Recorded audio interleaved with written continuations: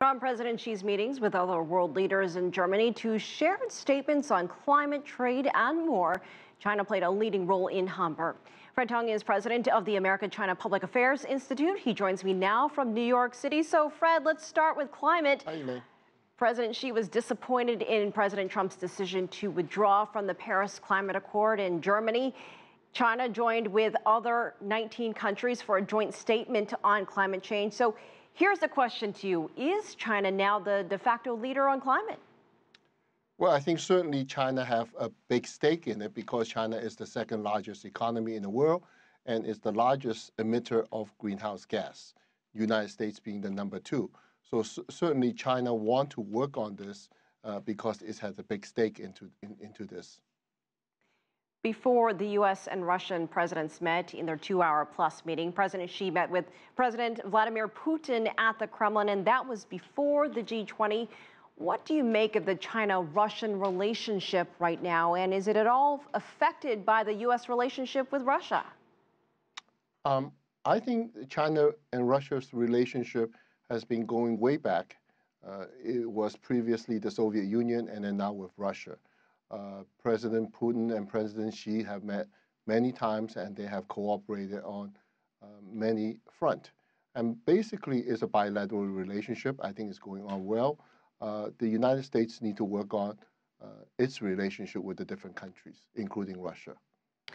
Fred, President Xi also met with Japanese Prime Minister Shinzo Abe, who he has not always seen eye to eye with. How important is it in terms of diplomacy for these two leaders to meet? It is certainly very important because they are the two strongest economies in Asia. They're neighbors to each other. There are historical issues in terms of the differences, especially regarding to the Second World War.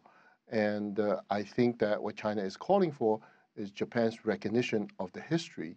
And I think everything going forward, it seems like, you know, that if Japan recognizes in terms of the history, I think a lot of cooperation can be done. And finally, looking at the G-20 joint statement, the United States was the outlier. I know that you saw that family picture. Donald Trump was nowhere near the middle. It didn't agree with the rest of the G-20 on trade and climate. So how important is that to China and its rising place in the world? Well, I think that China is part of the 19 countries that agree on this agreement. Certainly, Germany and France have a great stake, Germany being the host, and this accord is called the Paris Climate Agreement, so France has a big stake in it. The unfortunate thing is the U.S. withdraw from it. From an American perspective, is that the United States is losing its leverage into of this group of negotiation, because when you're not part of it, there's no room to negotiate. However, I want to point out is this is President Trump's administration's policy.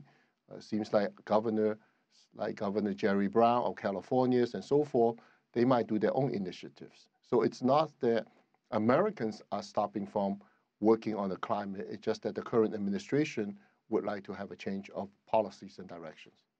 All right, Fred Tang in New York, always great to see you. Thank you for joining us. Thank you.